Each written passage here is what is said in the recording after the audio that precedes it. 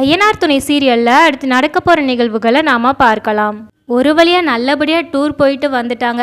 வந்ததுமே பல்லவன் சொல்கிறாங்க, நிலா அண்ணி வீட்டில் இருந்து பிரச்சனை பண்ணலைன்னா இந்த 2 நாள் ஜாலியாக போயிருக்கோம்.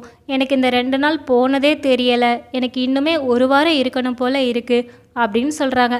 அதுக்கு சேரணும், இல்லை நம்ம அடுத்தடுத்து வேற எங்கேயாவது நம்ம போயிட்டு வரலாம் அப்படின்னு சொல்லி ஆறுதல் படுத்துகிறாங்க. உடனே நிலா சொல்கிறாங்க, சாரி பல்லவா, எல்லாமே எங்கள் வீட்டு ஆளுங்களால தான் அப்படின்னு சொல்கிறாங்க. இருக்கட்டும் அண்ணி, நாங்கள்லாம் அதை யாருமே நினைக்கவே இல்லை. நீங்கள் கஷ்டப்படுவீங்களோன்னு தான் நாங்கள் யோசித்தோம் அப்படின்னு சொல்கிறாங்க. அதெல்லாம் இல்லை பல்லவா, நம்ம வீட்டுக்கு வந்துட்டேல்ல, இப்போ நல்லா தான் இருக்கேன் அப்படின்னு சொல்கிறாங்க. எல்லாருமே வந்ததுமே அவங்கவுங்க வேலைக்கு கிளம்புறாங்க. நம்ம சேரனண்ணா போகிற வழியில தான் தெரிய வருது நம்ம கார்த்திகாவுக்கு கல்யாண நாள் நெருங்கிடுச்சு அப்படின்னு. ஏன்னா அங்கே பந்தல் அது இது தடபுடலாக எல்லாமே ரெடி ஆகிக்கிட்டு இருக்குது.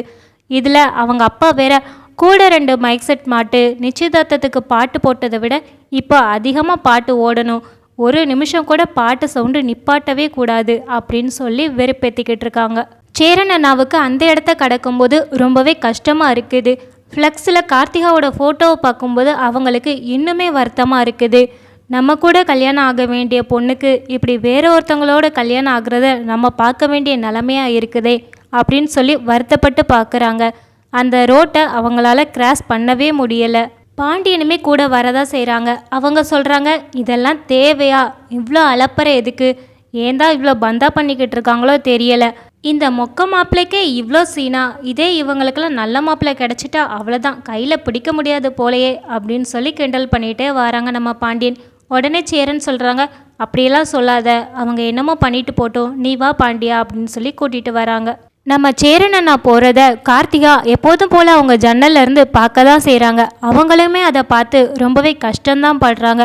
ஆனால் தூரத்துலேருந்து கஷ்டப்பட்டு என்ன லாபம், அவங்க அதுக்கான முயற்சி எதுவுமே பண்ணலையே, அதுதான் ரொம்பவே கஷ்டமாக இருக்குது.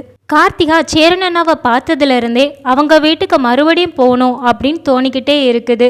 அவங்க யோசிக்கிறாங்க எப்படி அவங்கள போய் பார்த்துட்டு வரலாம் அப்படின்னு சொல்லி. ஏன்னா இங்கே பந்தல் எல்லாமே போட்டிருக்காங்க, சொந்தக்காரங்க எல்லாருமே இருக்கிறாங்க. இப்போ போனால் எப்படியாவது யாராவது கேட்க தான் செய்வாங்க. இவங்கள வர ரூமில் வச்சு லாக் பண்ண மாதிரி தான் தனியாக ரூமில் விட்டுருக்காங்க. அப்படி இருக்கும்போது எப்படி தான் போக அப்படின்னு சொல்லி ரொம்பவே யோசிக்கிறாங்க. சேரனண்ணா வீட்டுக்கு வந்ததுமே ரொம்பவே உடஞ்சி போகிறாங்க. அதாவது ஃப்ளெக்ஸில் கார்த்திகாவோட ஃபோட்டோ பார்த்ததுலேருந்தே அவங்களுக்கு மனசு கேட்கவே இல்லை. அவங்க இவ்வளோ அமைதியாக இருக்கதை நம்ம நிலாவும் கவனிக்கிறாங்க. கிட்ட வந்து, அண்ணன் என்னாச்சு, எதுக்காக இவ்வளோ அமைதியாக இருக்கிறீங்க, எதுவும் ப்ராப்ளமா, என்னாச்சுன்னு சொல்லுங்க அப்படின்னு சொல்கிறாங்க. அதெல்லாம் ஒன்றும் இல்லைப்பா, எந்த பிரச்சனையும் இல்லை, நீ வேணா உட்காரேன், அண்ணன் காஃபி போட்டுட்டு வரேன் அப்படின்னு சொல்லி பேச்சை மாற்றுறாங்க. ஆனாலும் நிலா, இல்லைண்ணே நீங்கள் உட்காருங்க, நீங்கள் தான் ஏதோ மாதிரி யோசிச்சிட்ருக்கீங்க, என்னாச்சுன்னு சொல்லுங்கள் அப்படின்னப்போ சேரனண்ணாவும் ஒன்றும் இல்லைன்னு சொல்லி மழுப்புறாங்க. உடனே பாண்டியன் தான் கண்ணை காமிச்சு, இந்த மாதிரி அங்கே ஃப்ளக்ஸ் இருந்துச்சு, அதனால தான் அண்ணன் இவ்வளோ டல்லாகிடுச்சு, கார்த்திகாவோட கல்யாண நாள் நெருங்குது அப்படின்னு சொல்கிறாங்க. இதை கேட்டதும் தான் நிலாவுக்கு கார்த்திகா ஞாபகமே வருது. உடனே நிலா கேட்குறாங்க, ஏன் கல்யாணத்தை இவ்வளோ சீக்கிரமாக வைக்கிறாங்க அப்படின்னு. இல்லை, எல்லாமே இந்த பிரச்சனையால் தான் இருக்கும் அப்படின்னு சொல்லி பாண்டியன் சொல்கிறாங்க. சரி, அண்ணனை தான் எப்படி தேத்தி கொண்டு வரேன்னு தெரியலை அப்படின்னு நிலா சொல்கிறாங்க. ஆமாம், எங்களுக்குமே அதே தான், ஆனால் நம்ம டூர் போயிட்டு வந்தோம், அண்ணன் இன்னுமே மாறவே இல்லை. கார்த்திகா வீட்டை பார்த்ததுமே அண்ணனோட முகம் அப்படியே வாடிடுச்சு அப்படின்னு பாண்டியன் சொல்கிறாங்க. இங்கே ஒரு பக்கம் நம்ம சேரனண்ணா கார்த்திகாவை நினச்சிக்கிட்டு இருக்க, அங்கே கார்த்திகாவுமே எப்படியாவது சேரன் மாமாவை பார்த்துடணும் அப்படின்னு சொல்லிட்டு வீட்டை விட்டு வெளியே வர போகிறாங்க. மறுபடியும் நம்ம கார்த்திகா சேரன் அண்ணாவை ஒரு பிரச்சனையில் மாட்டி விட போகிறாங்கன்னு தான் நினைக்கிறேன்.